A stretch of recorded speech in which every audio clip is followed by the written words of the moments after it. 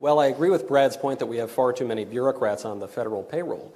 The recent upending of laws concerning sex and gender have come from elected and appointed officials. It's come from the Supreme Court, appointed by presidents. It's come from legislators in Charlotte, North Carolina, and all over the country. So it has been from representatives of the people and appointed officials who've been appointed by representatives of the people, and the people change their minds. That's one of the features of democracy.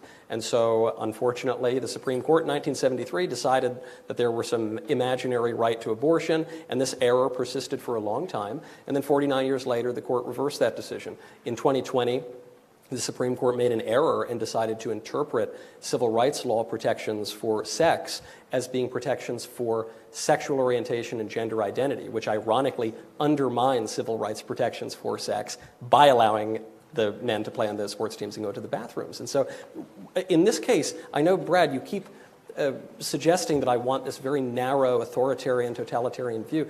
I don't. There are all sorts of questions where I'm happy to leave things pretty open. But on certain issues where only one side can establish its principle in society, we have to come to conclusions. And I would come to the conclusion that has prevailed for all of human history, not the one that cropped up 5 seconds ago. So I want to push a little on what pressing on these questions and these distinctions means for kind of the stability of our democracy. Yep. Because it's one thing when losing power means losing a little bit of ground on some parts of your agenda, the tax rates are set differently, more or fewer oil wells are drilled.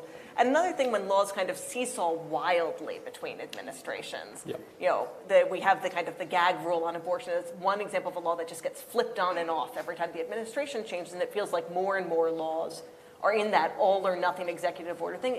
It seems to me that makes every election feel apocalyptic. Yes. We get more of the Flight 93 talk, right?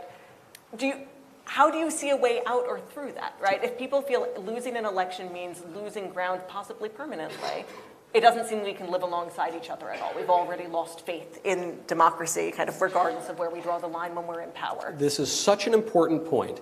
And the reason that you've seen this kind of radical polarization where now we go topsy-turvy every election is every election that we're able to win, for that matter. Sometimes the Democrats rule for a long time. The reason for that is because we no longer have shared norms and standards. And so the very thing that I am arguing is a solution to this problem. The reason that our norms and standards have broken down is because half a century ago, leftist activists decided to upend our standards and norms in our culture, to say that having any standards or norms at all would be authoritarian and anti-American. And so what happened was the left pushed their radical new standards. In the 1950s, in the 1940s, you could read the Bible in schools, you could not read pornography in schools. Today, you cannot read the Bible in schools, you can, and in some cases are assigned to read pornography in schools. It's not a battle of more freedom or less freedom, it's a battle of what standards are we going to have, what taboos are we going to have. And so what happened, especially in the 60s, is the left knocked down all of the old standards. They insisted upon their standards in their place, and the conservatives lost the ability to even speak about standards, to even speak about the good, the true, and the beautiful, the common good, what's true and false.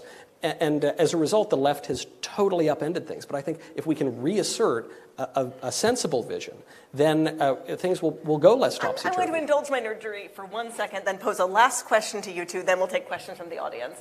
Mr. Knowles, do you really think this is a question of the left pushing, or more of what Alistair McIntyre describes as just the losing, for many people, including conservatives, of a sense of where order comes from, till we don't have a language to speak together? Not one side putting forward new norms, but all sides nearly losing touch with what gives rise to their norms that they learned kind of habitually from their community without learning them from the roots up. Well, I think you're blaming just one side here, and I don't know that I believe you on that. No, I blame both of those things, but I think one is a consequence of the other.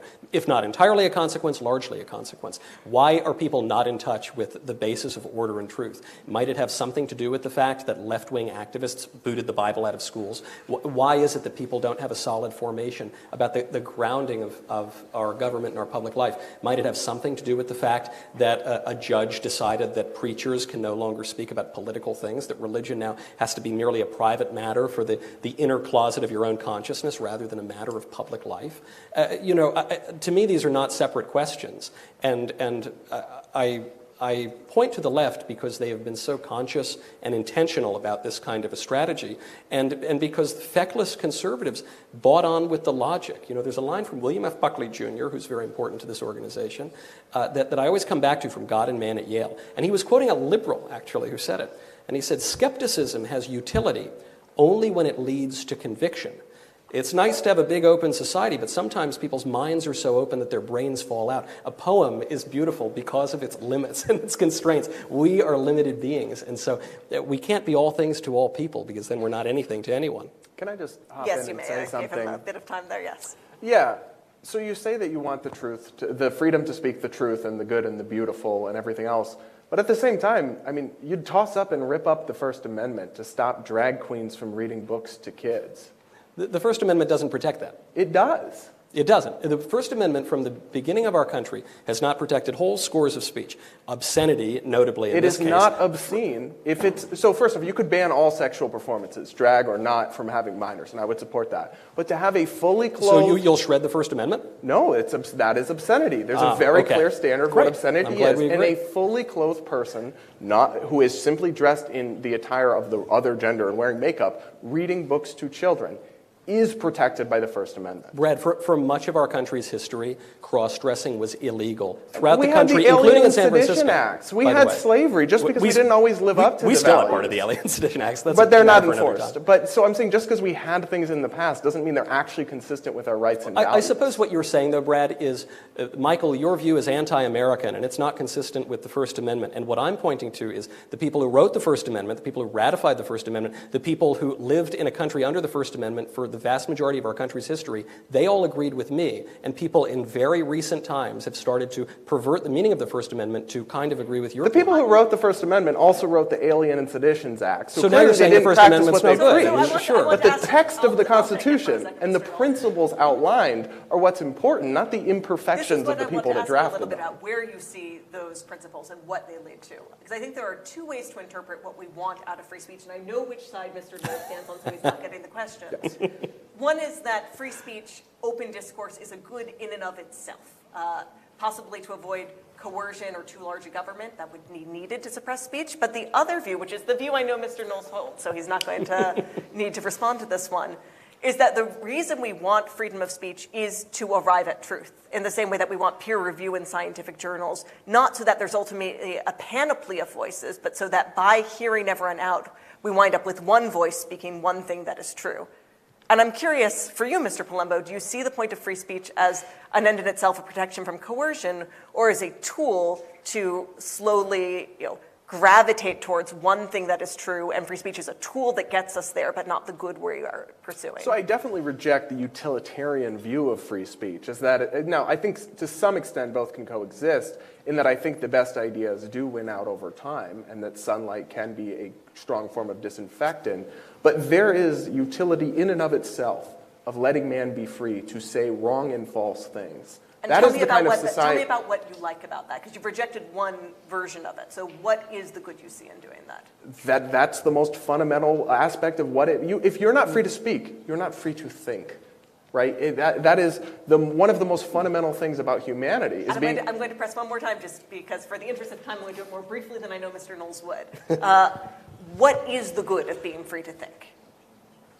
To explore and find the best ideas, in part, but also to fulfill the human experience. That's what life is learning and making your way through the world and deciding what you believe. And if you're not free to think and you're not free to speak, you're not able to do that. So it's like the idea of, for example, coerced morality isn't really morality, right? Because if people are doing the right thing or believing that, for example, like everyone's very loyal to Kim Jong-un in North Korea, but there's not actually much value in that loyalty because it's done at the threat of death. Lot of value for Kim Jong-un. All right, at this point. And you would like to be Kim Jong-un. Do you? I don't think I would.